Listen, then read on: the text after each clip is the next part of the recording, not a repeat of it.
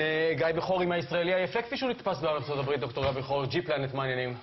בוקר טוב, תודה. קראתי אצלך באתר מאמר מרתק על תוצאות הסקר שערך מכון המחקר הבכיר בארצות הברית, גלופ?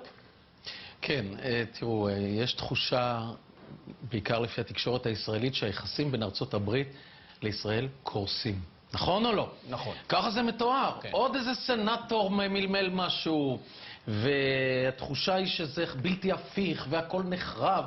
והישראלי המסכן, שהוא קורבן של התקשורת המיינסטרימית במדינת ישראל, אומר, לאן מובילים אותנו מנהיגנו? כן. איך אנחנו עושים דבר כזה? והנה, כל חודש פברואר, אני מחכה לזה כל שנה, יש את הסקר המרכזי של מכון גלופ, שהוא מכון הפוליטי הנחשב ביותר בעולם, שבודק את היחסים כיצד האמריקאים, על פי פילוחים שונים, מה הם חושבים על ישראל. ובכן, הגענו בשנתיים האחרונות לשיא כל השיאים של פופולריות. כמעט הייתי אומר אפילו הערצה. ואין חבר קונגרס וסנטור שלא יודע את זה, כי אחרת הוא לא ייבחר. ממתי בודקים? הם בודקים 1989, אנחנו מדברים פה בערך רבע מאה. הנתונים משנות ה-80 וה-90 לא היו כל כך מחמיאים כמו שהיינו חושבים. מתי היה השפל הגדול ביותר?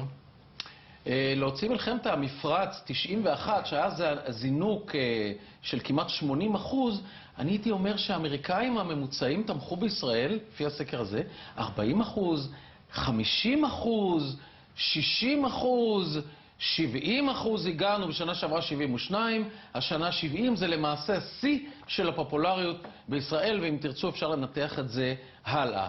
הם גם בודקים כיצד האמריקאים מתייחסים אל הרשות הפלסטינית. כך זה נקרא, הרשות הפלסטינית. בשנים שעוד סיפרו לנו, כן, חלק מהפוליטיקאים שהם רוצים לעשות שלום איתנו, אז הם הגיעו לשיא של 20%. היום הם עומדים על 15-17%, וזה סטטי. כי בכל זאת יש גם מיעוט מוסלמי שהוא לא גדול בארצות הברית, אבל אלה הנתונים. כך שמי שיגיד שהאמריקאים לא אוהבים או לא מעריכים את ישראל, אינו יודע מה הוא סך. יש פילוח בין רפובליקנים לדמוקרטים? כן. שתי המפלגות הללו לא מתו על ישראל עד לפני 10 או 20 שנה. הדמוקרטים אף פעם לא עברו את ה-50% להוציא בשנה שעברה, והשנה, או בוא נגיד ככה, בשנתיים האחרונות, זאת מפלגה שלא מתה על ישראלים, אפשר גם להבין למה. יש בה לא מעט יהודים, יש כמיליון יהודים שמתעבים את ישראל, זה השמאל האמריקאי, יש גם הרבה מאוד יהודים שמעריצים את ישראל, והם בהדרגה עוברים לרפובליקנים.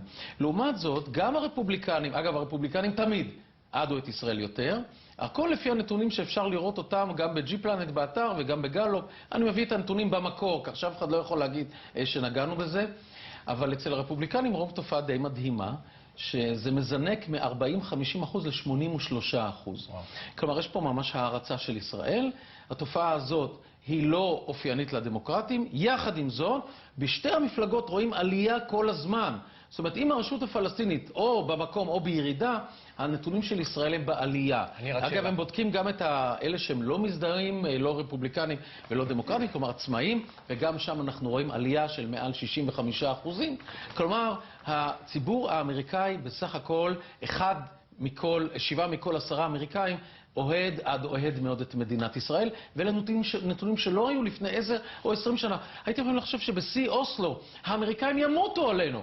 אבל דווקא אז הייתה קרירות. כלומר, האמריקאים לא כל כך אהבו את האקספרימנטים המסוכנים שאנחנו עשינו אז. מה הם חושבים על ההסכם המתגבש עם איראן, או שזה לא... זה לא נבדק בסקר הזה, יכול להיות שבסקרים אחרים, אבל הקונגרס האמריקאי לא אוהב את ההסכם הזה.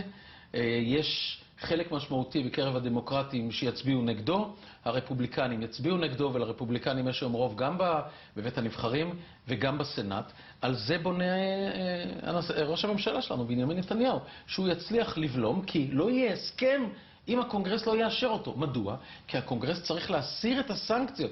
פה מדובר על 10, לא על סנקציות חדשות, שזה אולי יהיה ואולי לא יהיה. אגב, אם לא יהיה הסכם, יהיו סנקציות חדשות. אבל פה מדובר על 10.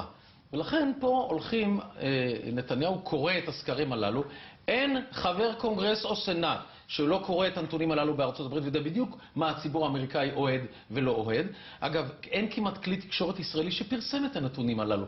לא רק שנותנים לציבור הישראלי תחושה שאנחנו מבודדים וסגורים, כן? כי אנחנו מחסלים את הברית האסטרטגית שלנו עם ארצות הברית, אלא גם את הסקר הזה לא מסקרים. היועצת לביטחון לאומי של אובמה אומרת עכשיו שנתניהו הורס את היחסים בין המדינות. בסדר, תשמע, אני מביא לך נתונים באשר ליחסים בין העמים. כן. מה הציבור האמריקאי חושב, וגם אובמה וגם קרי בעוד שנה וחצי לא יהיו. אבל אנחנו נשאר. אנשים חוזרים סיבובי הרצאות למיניהם בארצות הברית, בקמפוסים, באוניברסיטאות, ואומרים, המצב שלנו שם לא היה גרוע כל כך... ניסוי הדגל שהראינו. כן. אם כך, זה משהו סובייקטיבי. זאת אומרת, פה אנחנו מדברים על סקר שנערך כבר רבע מאה, עם השתתפות גדולה מאוד. אי אפשר, וגם במבט רטרוספקטיבי והשוואתי, אנחנו רואים בדיוק מה היה המצב, למשל לפני 10, 20 ויותר שנים. כך שאם אפשר לבוא ולדבר על הדמוקרטים, הם אף פעם לא עברו את ה-50% להוציא השנתיים האחרונות, שדווקא הייתה עלייה, אם כי השנה יש ירידה. אז כך שגם המבט ההשוואתי הזה עוזר לנו, ולגבי הקמפוסים, הייתה ידיעה מעניינת בשנות ה-70 בעיתון דבר. היה פעם דבר כזה, ודווקא סימפטי, אבל היה, שיש לנו בעיה בקמפוסים בשנות ה-70. ידידיי, כשאנחנו צעירים, אנחנו נוטים לחשוב בשחור ולבן. כן, הכל קודר או חורבן או נס. אבל כשאנחנו מתבגרים, אנחנו גם מבינים, יש לנו ממד של אחריות. איך נהוג לומר לגבי הסוציאליסטים? רק אדם רע לא היה סוציאליסט בנעוריו, ורק אדם טיפש נשאר כזה בבגרותו. אז זה לא אני אמרתי, זה אחרים אמרו. אז זה לגבי הקמפוסים, כן, כשאנחנו צעירים אנחנו נלהבים. אבל כשאנחנו מתבגרים אנחנו מאזנים את זה. מה שעוזר פה מאוד זה המאבק הבינלאומי באסלאם, בדאעש, שמאוד מפחיד את האירופים, מאוד מפחיד את האמריקאים, ומעמיד אותנו בחזית אחת יחד איתם. אני הייתי אומר שלגבי המפלגה הדמוקרטית, יש לדמוקרטים בעיה, לא רק לנו, מפני שהציבור היהודי מתחיל לעבור לראשונה בתולדותיו, אנחנו רואים את זה כבר בשנתיים האחרונות, אל הרפובליקנים. זה שיש פחות תמיכה בישראל, זה אמור להדאיג אותם, כי יהודים יש להם אחיזה בשתי המדינות החשובות ביותר בארצות הברית, שיש להם את הכי הרבה אלקטורים. השיטה האמריקאית של בחירות היא מוזרה, היא לפי אלקטורים, לא לפי המצביעים. זה קליפורניה וניו יורק. ודווקא שם הקול היהודי הוא מאוד חשוב. זה אמור להדאיג אותם, לא פחות משאמור להדאיג אותנו. דוקטור גיא בכור, תודה רבה. תודה רבה.